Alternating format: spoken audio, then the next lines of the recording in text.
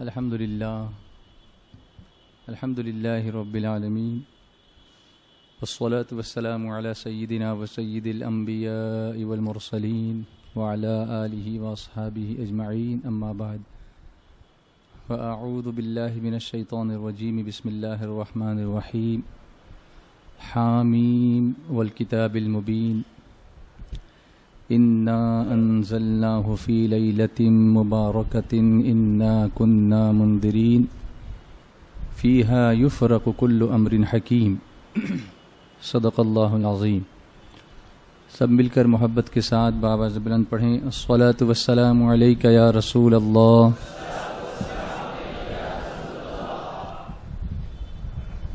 الصلاۃ والسلام علیک یا حبیب اللہ. الصلاۃ والسلام علیک یا نبی اللہ وعلی آلک واصحابک یا نور اللہ صلی اللہ تعالی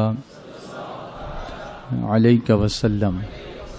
اللہم صلی علی سیدنا و مولانا محمد عدد ما فی علم اللہ صلاۃ دائمۃ بدوام ملک اللہ. شمع رسالت کے پروانوں، آپ سبھی جانتے ہیں کہ اس درود شریف کو ایک مرتبہ پڑھنے سے 6 لاکھ درود شریف کا ثواب ملتا ہے. پڑھنا چاہیے، اور خاص طور سے اس لیے بھی کہ اللہ کے پیارے محبوب رحمت عالم صلی اللہ علیہ وسلم نے فرمایا کہ شعبان میرا مہینہ ہے.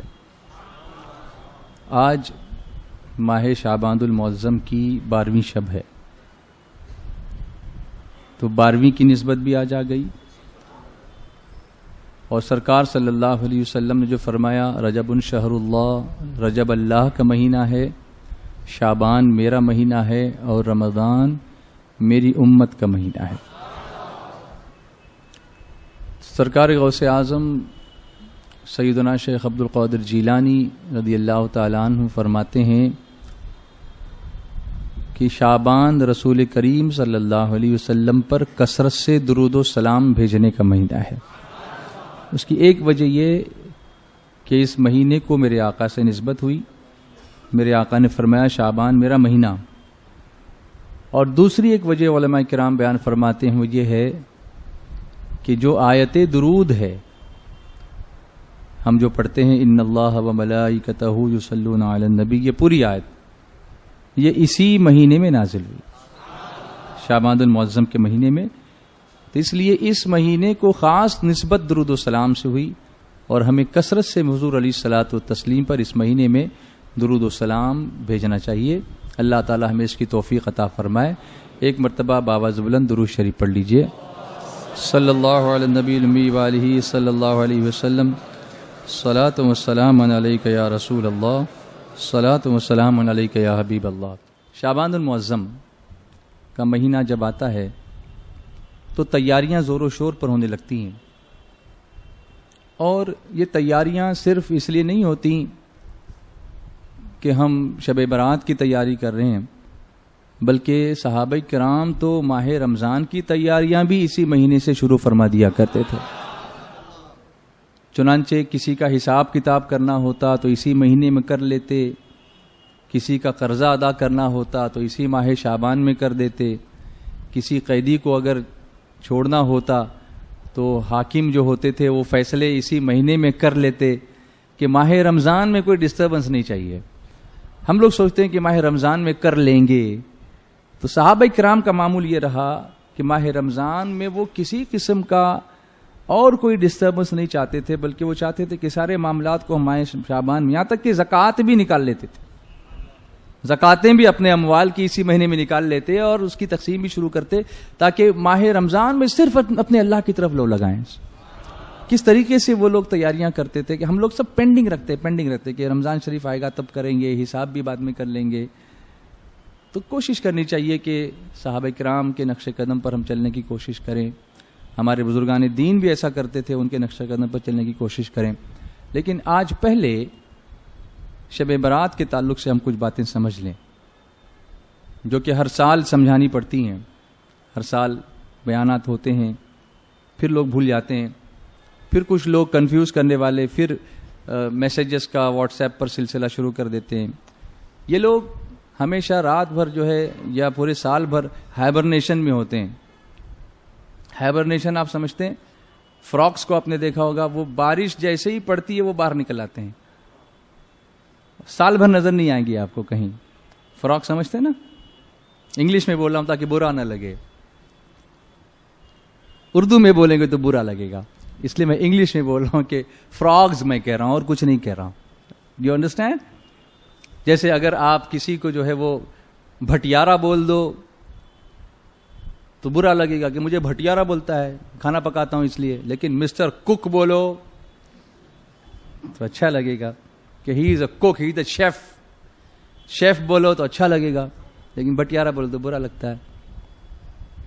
اگر حجام بول دو تو برا لگے گا، ہیئر ڈریسر بولو، کام تو وہی ہے، لیکن انگلش میں بولا نا اس لیے اچھا لگتا ہے. تو دس از واٹ، یہ فکری غلامی جس کو ہم کہتے ہیں نا، یہ فکری غلامی ہماری.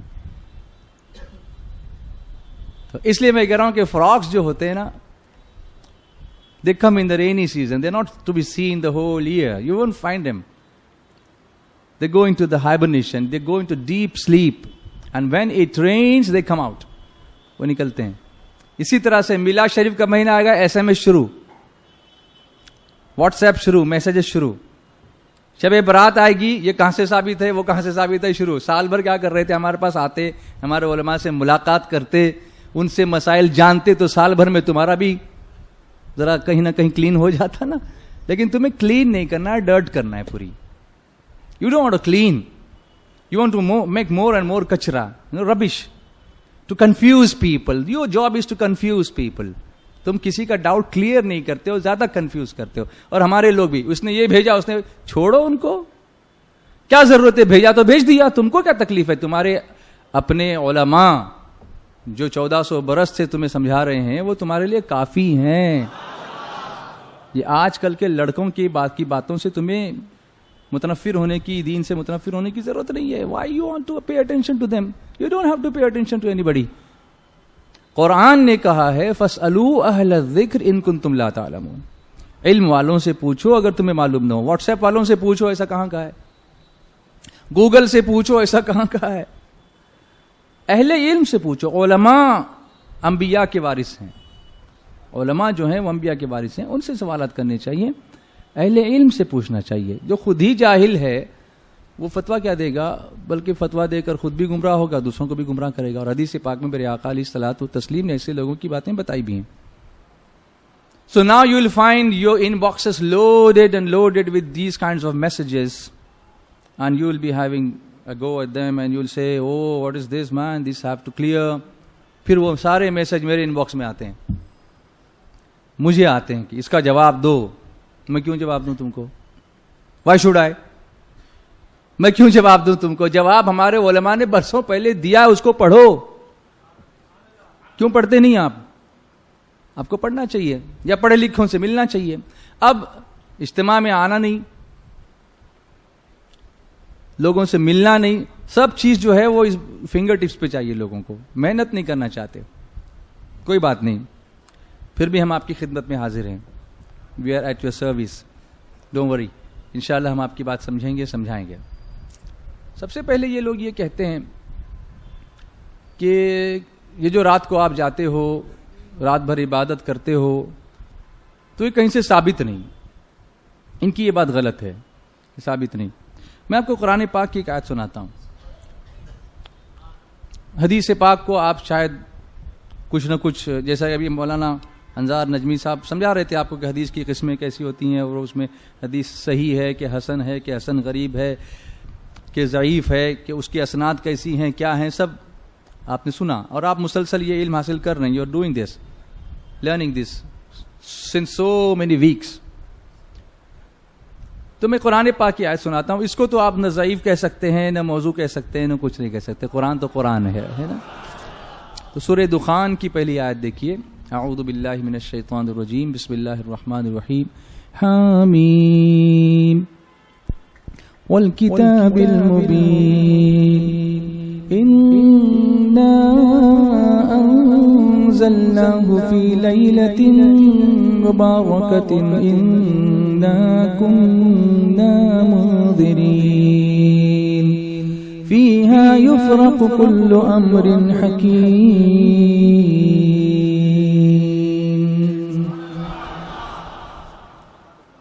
اللہ تعالیٰ فرماتا ہے حامیم اور روشن کتاب کی قسم.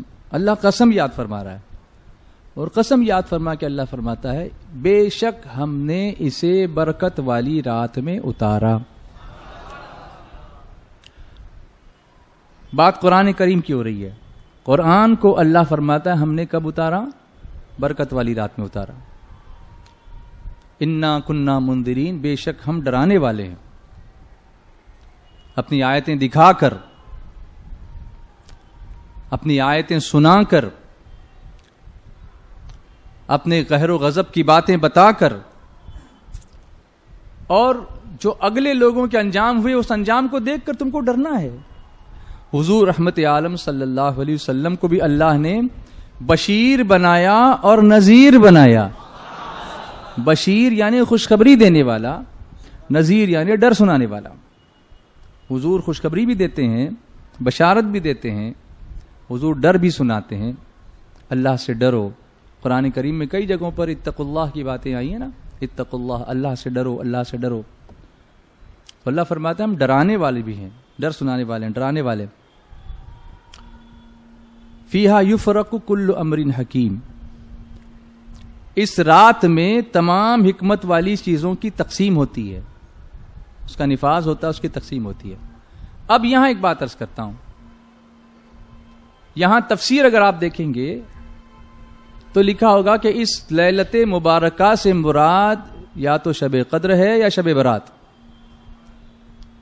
پاسبلی شب قدر بھی ہو سکتی ہے یا شب برات بھی ہو سکتی ہے، لیکن علماء فرماتے ہیں کہ یہاں شب برات مراد ہے. اس کی ایک وجہ یہ ہو سکتی ہے، یہ ہے کہ آگے جو آیت آئی فیہا یفرق کل امر حکیم، اس میں تمام چیزوں کی تقسیم ہوتی ہے. وہ کون سی چیزیں ہیں؟ لوح محفوظ پر جو ہماری چیزیں لکھی ہوئی ہیں، کیا ہونے والا ہے آئندہ، کس کے ساتھ کیا ہوگا، وہ سب لکھا ہوا ہے.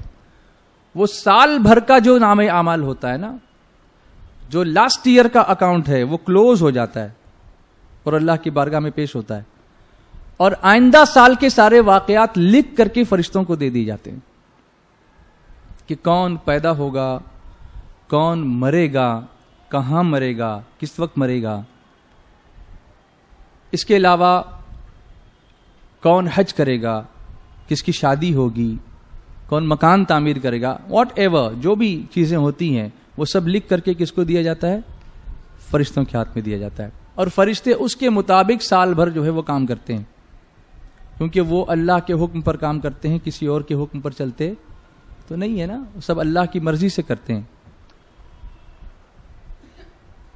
اور یہ ساری چیزیں جو ہوتی ہیں یہ شب قدر میں نہیں ہوتی، یہ شب برات میں ہوتی ہے. اس لیے علماء فرماتے ہیں کہ اس سے یہ مراد ہوا کہ لیلت مبارکہ جو یہاں پر فرمایا گیا اس سے مراد شب برات ہے. کون سی ہے اس سے مراد؟ شب برات. اب برات یعنی کیا؟ لوگ سمجھتے ہیں برات، شادی کی برات نکلتی ہے نا، بارات. تو بارات اور براءت میں فرق ہے. براءت کے معنی ہوتے ہیں چھٹکارا، نجات کی رات. اس میں دو طرح کی براتیں ہیں. نیک لوگ تکلیفوں سے برات پاتے ہیں، عذاب سے برات پاتے ہیں. نیک لوگوں کو اللہ تبارک و تعالی چھٹکارا عطا فرما دیتا ہے، غموں سے چھٹکارا عطا فرما دیتا ہے. انہیں اپنی مرضی کا اللہ تبارک و تعالی جام پلاتا ہے، اپنی فرما برداری کا صلہ اللہ تعالی عطا فرماتا ہے، ان کی طرف نگاہ رحمت فرماتا ہے. تو ایک برات تو یہ ہوئی. اور دوسری نافرمانوں کو جو ہے وہ یہاں دوسری قسم کی برات ملتی ہے. آپ سمجھیں جو اچھا کرے گا اس کو اللہ اچھا بدلہ عطا فرمائے گا. فَمَن يَعْمَلْ مِثْقَالَ ذَرَّةٍ خَيْرًا يَرَهُ وَمَن يَعْمَلْ مِثْقَالَ ذَرَّةٍ شَرًّا يَرَهُ. تو اچھا کریں گے تو اللہ تعالیٰ اس کا اچھا بدلہ ہمیں عطا فرماتا ہے. اگر ہم کوئی برا کام کرتے ہیں تو اپنی اعمال کی سزا جو اس کے لائق ہوگی اللہ تعالیٰ وہ ہم کو دے گا. اللہ ہمیں اس سے اپنی پناہ میں رکھے, محفوظ فرمائے, اور ہم سب کو اس کی مرضی کے مطابق عمل کرنے کی توفیق عطا فرمائے. تو یہ رات براءت کی رات ہے, چھٹکارے کی رات ہے, نجات کی رات ہے. اور ایک اعتبار سے دیکھا جائے تو فرشتے آتے بھی ہیں, جس طرح سے شب قدر میں فرشتے آتے ہیں, شب قدر میں فرشتے نازل ہوتے ہیں, اسی طرح سے شب برات میں بھی فرشتوں کو الگ الگ کاموں پر مامور کیا جاتا ہے. اور یہ ارشاد فرمایا گیا کہ اللہ تبارک و تعالیٰ نے جس طرح سے مومنین کے لیے 2 عیدیں رکھی ہیں, عید الفطر اور عید الاضحیٰ, یہ دونوں عیدیں مسلمانوں کے لیے اللہ نے اس کے پیارے حبیب رحمت عالم صلی اللہ علیہ وسلم نے عطا فرمائی. تو یہ دونوں عیدیں دن میں رکھی ہیں کیونکہ انسان کھاتے پیتے بھی ہیں اور سوتے بھی ہیں, لیکن فرشتوں کی یہ 2 عیدیں شب برات اور شب قدر یہ اللہ نے رات میں رکھی ہیں کیونکہ فرشتوں کو سونے کی حاجت نہیں ہوتی. تو یہ فرشتوں کی عید کی رات ہے اور امت مصطفیٰ کی برات کی رات ہے. عید ان کی ہے, عیدی ہمیں عطا فرمائی جاتی ہے. پھر ایک میسج اور آیا کہ صحابہ کرام نے نہیں منائی, آپ کیوں مناتے ہو؟ یہ تو کامنلی سب لوگ پوچھتے ہی رہتے. تو اس پر میں نے ایک صاحب سے کہا کہ بھئی اگر صحابہ کرام نے, آپ کہتے ہو کہ شب برات میں کچھ نہیں کیا, رسول کریم صلی اللہ علیہ وسلم تو جنت البقیع میں تشریف لے گئے تھے نا. یہ تو ثابت ہے نا کہ سرکار علیہ الصلوۃ والتسلیم خود اسی رات میں جنت البقیع شریف میں تشریف لے گئے اور امت کی بخشش کی دعا فرمائی. تو حضور کے عمل سے بھی بڑھ کر کسی کی اور دلیل چاہیے؟ میرے آقا علیہ الصلوۃ والتسلیم نے دعا فرمائی, اس سے بڑھ کر اور دلیل آپ کو کوئی چاہیے؟ کہنے لگے نہیں وہ حدیث ضعیف ہے. اب جب یہ ضعیف ہو جاتے ہیں, خیر اس کا جواب تو علماء نے دیا ہے, لیکن میں ایک بات عرض کرتا ہوں کہ ان کو اگر یہ پوچھا جائے کیا صحابہ کرام نے اپنی کسی جماعت کا نام جماعت اہل حدیث رکھا تھا یا دوسری جو جماعتیں وہ نام رکھے تھے, تو کوئی بھی جواب نہیں دیا. سافٹلی ہم یہ بات کر رہے ہیں, کوئی تنقید کے حساب سے نہیں, سمجھانے کے حساب سے کہ انہوں نے اپنی جماعت کا نام کسی جماعت کے نام پر جو آج کل کی موجودہ ہیں اس میں تو نہیں رکھا تھا, تو پھر ہم نے کیوں رکھا یا آپ نے کیوں رکھا؟ تو ظاہر سی بات ہے آپ یہی کہیں گے نا کہ آج اس کی ضرورت پیش آ گئی اس لیے ہم نے رکھا. تو ٹھیک ہے, مان لیجئے کہ نہیں کیا, لیکن آج یہ ضرورت پیش آ گئی. ویسے تو اس کی دلیلیں ہیں, لیکن اگر آپ ہی کی منطق پر چلا جائے تو ہم آپ سے یہ سوال کر سکتے ہیں نا کہ بہت ساری چیزیں آپ بھی کرتے ہیں جو صحابہ کرام نے نہیں کی تھیں, تو کیا ان کا یہ نہ کرنا آج نہ کرنے کی دلیل بن سکتا ہے؟ ایسا تو نہیں ہو سکتا. تو میرا صرف کہنے کا مقصد آپ کو یہ ہے, آپ سے یہ ہے کہ ان میسیجز پر آپ زیادہ چراغ پا مت ہوئیے, اپنا وقت اس پہ ضائع مت کیجیے, اور خاص طور سے شب برات میں جو کام کرنے کے ہیں, ابھی حضرت انشاءاللہ آپ کو بتائیں گے وہ کیا کام کرنے کے ہیں, حضرت تشریف لا چکے ہیں. میں صرف 2 باتیں آپ کے سامنے عرض کرتا ہوں کہ آج کل کے دور کے مطابق ہمارے بچے جو کام کر رہے ہیں وہ یہ ہے کہ شب برات میں تلاوت کرنے کی بجائے, درود شریف پڑھنے کی بجائے, استغفار کرنے کی بجائے, توبہ کرنے کی بجائے, نوافل پڑھنے کی بجائے میسج کرنے میں ساری رات گزار دیتے ہیں, اور یہ سمجھتے ہیں کہ فلاں کا میسج نہیں آیا تو شب برات ہی نہیں ہوئی میری. آپ کو یہ کس نے کہا کہ یہ 1000 میسج آپ بھیجتے رہیے؟ اس سے صرف موبائل کمپنیوں کا فائدہ ہوگا, آپ کا کیا ہوگا؟ اگر آپ کو یہ کرنا ہے کہ شب برات کے آنے سے پہلے ایک دوسرے سے معافی تلافی کرنی, فون کر لیجئے آپ, اور یہ پہلے سے کر لیجئے, اسی رات میں کرنا یہ کوئی ضروری نہیں ہے. ابھی سے کیجئے, ابھی 15 دن جب باقی تھے تب سے کرنا تھا, یا ابھی 5 دن باقی ہیں تب سے کیجئے, اور شب برات کے آنے سے پہلے جہاں تک ہو سکے جا کر لوگوں سے مل لیجئے, ملاقات کر لیجئے, معافی تلافی کر لیجئے, کسی کا حق بنتا ہو تو اس کو ادا کر دیجئے, تاکہ اللہ تبارک و تعالیٰ بھی ہماری بخشش فرما دے. حقوق العباد کو پرسنلی ادا کیجئے. واٹس ایپ پہ کیسے ادا ہوں گے وہ حقوق؟ جیسے ایک صاحب نے کسی کو شادی کا انویٹیشن بھیجا, واٹس ایپ پر کہا میں آ نہیں سکتا, تو اسی کو آپ ذاتی دعوت نامہ تصور فرما لیں اور میرے یہاں پر شادی میں شریک ہو جائیں. جواب دینے والے بڑے ہوشیار تھے, انہوں نے 1000 کے روپے کا فوٹو نکالا اور واٹس ایپ پر اس کو بھیج کے کہا کہ میں پرسنلی نہیں آ سکتا، 1000 کا یہ تحفہ شادی میں قبول فرما لیجئے. جیسے آپ نے واٹس ایپ پہ دعوت بھیجی، میں نے واٹس ایپ پہ جو نذرانہ بھیج دیا آپ کو. تو یہ واٹس ایپ پر سب کرنے کی کوشش مت کرو، کچھ پرسنل کرنے کی کوشش کرو. لوگوں سے ملو، لوگوں سے جا کے کہو میرے بھائی، اس کو فیس کرو، اس سے کہو بھائی مجھ سے کوئی غلطی ہوگی مجھے معاف کر دو. ایک میسج آ گیا، اس میں کس کا کیا لکھا ہے دیکھا نہیں، پڑھا نہیں، نہ سوچا نہ سمجھا نہ دیکھا نہ والا، کسی میسج کو اٹھا کے ٹھوک ڈالا. اس طریقے سے 1000 جگہ وہ بھیج دیتے ہیں، اس میں کچھ پرسنل چیز ہوتی ہے وہ بھی نہیں پڑھتے کہ یہ اس نے اپنے لیے لکھا تھا، اپنے کسی رشتہ دار کے لیے، میں اپنے لوگوں کو بھیج لیں، ان کے لیے لاگو ہی نہیں ہوتا، فارورڈ کر دیا صرف. یہ بیماری پھیل گئی ہے، اس سے بچیے. اور ساری رات واٹس ایپ کرنے میں مت گنوائیے، اس دن بند ہی کر دیجئے اس کو، اور اللہ سے لو لگائیے. نمبر 2، یہ شب برات ہے، یہ شب بائک نہیں ہے جیسے ہمارے بچے کر رہے ہیں. اور اس کی وجہ سے آج ایک اخبار والے کا مجھے فون آیا، اس نے مجھ سے پوچھا کہ شب برات کی کیا فضیلت ہے، مجھے بتائیے، ہم کچھ کریں گے، لکھیں گے. میں نے کہا ٹھیک ہے، یہ فضیلتیں آپ لکھیے.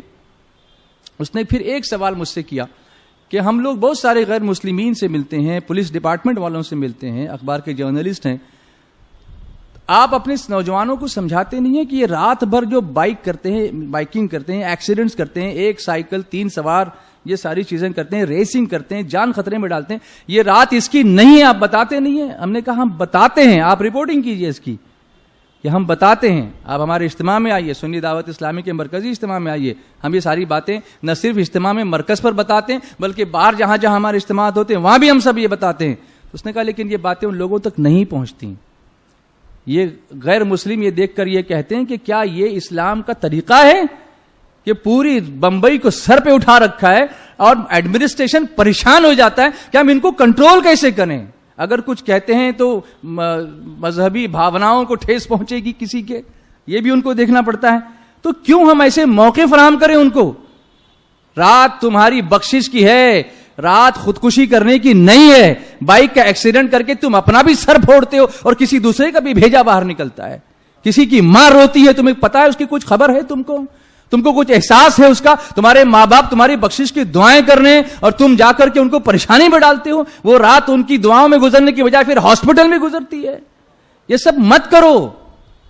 رکھ دو ساری گاڑیاں گھروں پر اور اللہ کے گھر میں آؤ، اور رات بھر اس کی بندگی کا حق تو ہم نہیں ادا کر سکتے لیکن اس سے مغفرت کی بھیک مانگنے کی کوشش کرو، کیونکہ اس کی صدائیں آ رہی ہوتی ہیں، ہے کوئی بخشش مانگنے والا کہ اس کی بخشش کر دی جائے، ہے کوئی روزی مانگنے والا کہ اسے روزی ادا کر جائے. اب ایک صاحب نے ایک میسج بھیجا، انہوں نے کہا کہ یہ کہاں سے ثابت ہے کہ قضائے عمری جو ہے بڑی رات میں ہی پڑھنی چاہیے؟ آپ لوگوں کو ایسا کیوں بولتے ہو؟ کیا صحابہ کرام قضائے عمری بڑی رات میں پڑھتے تھے؟ میں نے کہا صحابہ کرام نماز قضا ہی نہیں کرتے تھے، تو قضائے عمری کہاں سے ہوگی؟ ان کی ایک قضا ہو تو بتاؤ. قضائے عمری کی بات کرتے ہو، اب صحابہ پہ کیا الزام لگا رہے ہو؟ آپ کون سی بات کر رہے ہو؟ سینس کی بات کرو. کچھ صحابہ نے کب نماز قضا کی وہ بتاؤ، پھر وہ قضا پڑھے اس کی. وہ اتفاقاً کبھی ایسا امر ہو گیا ہوگا تو ایک الگ بات ہے، ورنہ جان بوجھ کر تو کبھی کسی صحابی نے نماز قضا کی نہیں. آج بچہ نماز پڑھتا ہے تو لوگ حیرت سے دیکھتے ہیں، نمازی ہے. اس وقت کوئی نماز نہیں پڑھتا تھا تو لوگ حیرت کرتے تھے کہ نماز نہیں پڑھتا. یہ فرق ہے ان کے اور ہمارے درمیان. میں نے کہا ان سے تو یہ معاملہ ہے ہی نہیں. ہم ان سے یہ کہتے ہیں کہ آپ نوافل پڑھتے ہو تو نوافل پڑھنا اچھی بات ہے، اللہ کا قرب حاصل ہوتا ہے، لیکن جب قرض ہو تو آپ تحفہ دے کے کیا کرو گے؟ کسی سے آپ نے قرض لیا ہے 5000 روپے کا اور آپ اس کو 500 روپے کا تحفہ دے رہے ہو تو وہ کہے گا بھائی وہ 5000 تو لا، یہ 500 تحفے میں کیوں دے رہا ہے؟ اللہ ان سب مثالوں سے پاک ہے، لیکن سمجھنے کے لیے کہ فرض نماز اگر وقت پہ نہیں پڑھی تو ہم پر قرض ہو گئی، تو ہم یہ کہتے ہیں کہ بھائی کم سے کم یہ قرضہ تو ادا کرتے جاؤ. نوافل سے منع نہیں کرتے لیکن وہ قرض اتارنے کی بات کرتے ہیں کہ روز نہیں پڑھتے، کم سے کم اس رات میں کچھ تو ادا ہوں گی تو اللہ تبارک و تعالیٰ پھر قرض قضا نہ کرنے کی توفیق بھی دے گا اور پابندی سے پڑھنے کی توفیق بھی عطا فرما دے گا. تمہارا معاملہ یہ ہے کہ تم اس رات میں بھی مسجد میں آنے سے روکتے ہو اور ہم اللہ کی رحمت کی طرف بلانے کی کوشش کرتے ہیں. اللہ تبارک و تعالی ہم سب کو توفیق عطا فرمائے. انشاءاللہ تھوڑی دیر حضرت آپ سے خطاب فرمائیں گے. اللہ سے دعا ہے کہ اللہ تعالی ہمارے امیر کو صحت، تندرستی، درازوں میں بالخیر عطا فرمائے. رسالت کے پروانوں، ہر سنیچر کو بعد نماز عشاء سنی دعوت اسلامی کے عالمی مرکز اسماعیل حبیب مسجد میں سنی اجتماع ہوتا ہے. تو آپ حضرات پابندی کے ساتھ اس میں شرکت فرمائیں۔ سنی دعوت اسلامی کی ویب سائٹ sunnidawatisllami.net پر وزٹ کریں اور بہت ساری دینی معلومات حاصل کریں۔